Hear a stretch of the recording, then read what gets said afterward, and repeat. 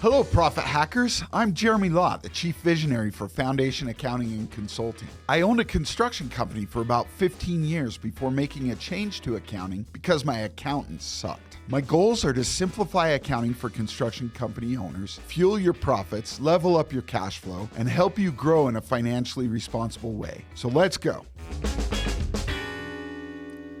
Hello, Profit Hackers, and welcome to the Contractor's Profit Hack Show.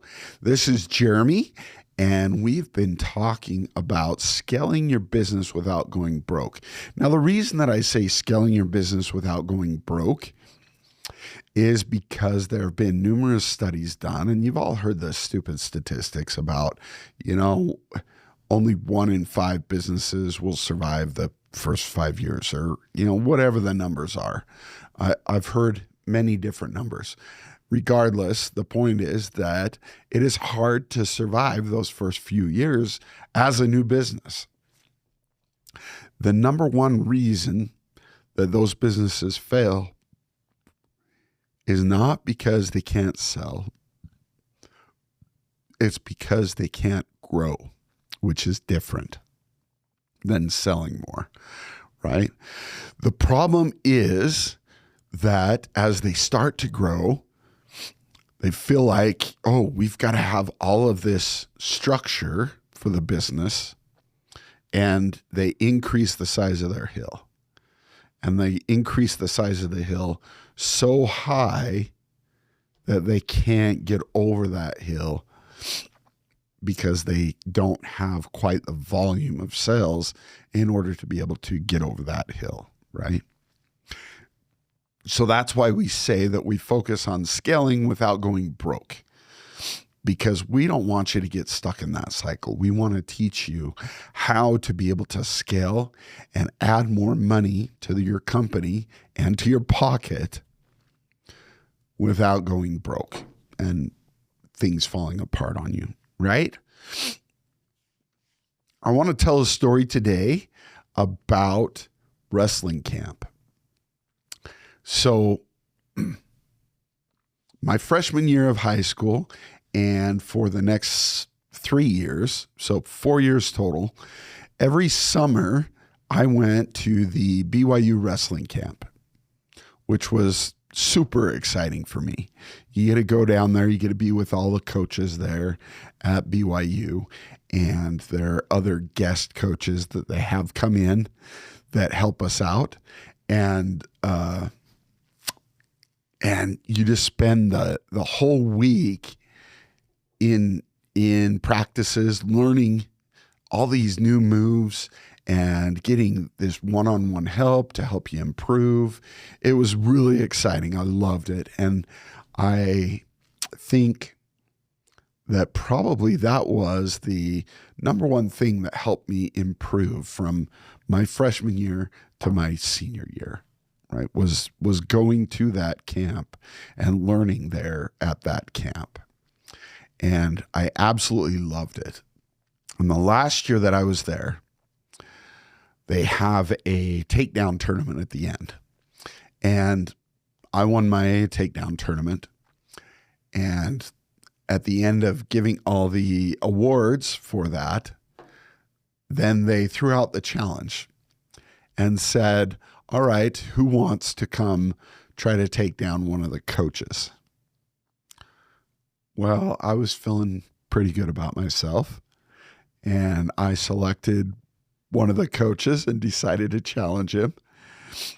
And he was a great wrestler and had a lot of success coaching in high school, down south in southern Utah, kind of middle Utah, but I guess anything south of Santaquin is southern Utah, right? For those of you who are actually in Utah and listening to this show. But so we got out there, the two of us, right? And we're facing off and tying up and different things like that.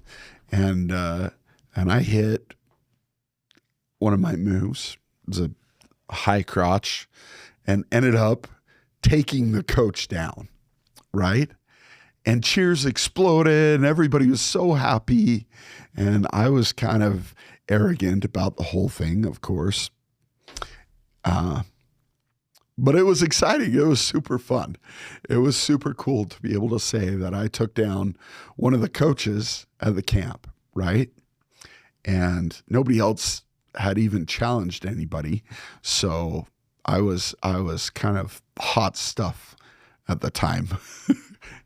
And it really fed my ego, made me feel good, all that kind of stuff, right? Well,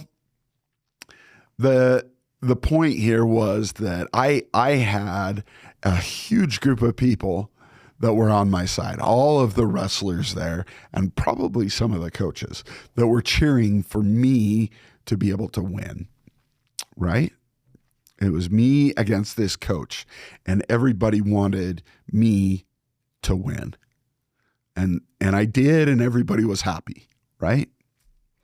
I want to approach the next part of the business alchemy process here with that in mind. There are numbers on your profit and loss that you are cheering on. There are numbers on your balance sheet that you are cheering on, that you really want to be able to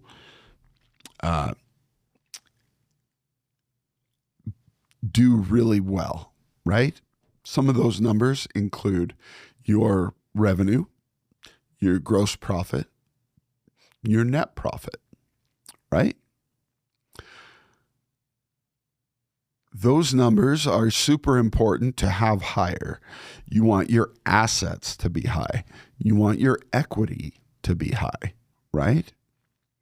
The bad guys in this whole scenario are your costs of construction, the hill, so all of your selling, general, and admin expenses, and your liabilities, which are what you owe rather than what you own, right? So all of your debts go into the liabilities section, right? So we want our revenue, our gross profit, our net profit. We want those to be high. Those are our champions. That's who everybody's cheering for and wants to do better. Our costs on the truck costs, our hill, or selling, general, and admin expenses, and our liabilities are the bad guy. That's who we want to lose. That's who we want to be smaller, right? And so I bring this up because I want to make sure that everybody understands what a ratio really is, okay? A ratio is taking one number and dividing it by another number, right? And so when we're looking at this, we're going to put one number on top and we're going to put one number on bottom, right?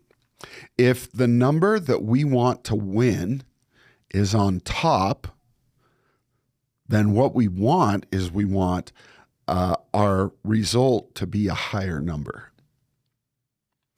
If the number that we want to win is on bottom, then what we're looking for as a result is a lower number, right? We're going to talk about some of these specifically so that you know for sure what I mean by these different ratios, but just kind of in general, keep in mind that we want our top number or our bottom number. We want to determine which is the number we want to win. If that number is on top, we want our result to be bigger. If our number is on bottom, then we want our result to be smaller, right? And then we just divide the top number by the bottom number. We get our result, and then we can track that and determine the health of our company and if we're growing and improving, right? So there are three main ratios that we're going to talk about, and those are the gross profit margin, our days in accounts receivable, and our days in accounts payable, right? Those are the three key numbers that we're going to focus on first so that we can then be able to track how the health of our business and how we're doing. All right. So in our upcoming episodes, we're going to talk about those three different ratios and how to use those to be able to help us to be able to track our numbers and know the health of our company.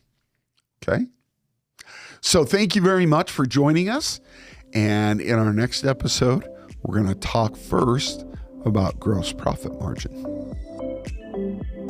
Thanks for listening. If you found this episode helpful, please like and subscribe for weekly episodes to help you fuel your profit, level up your cash flow, and finance your growth. Until next time, go enjoy some green M&Ms and protect that cash.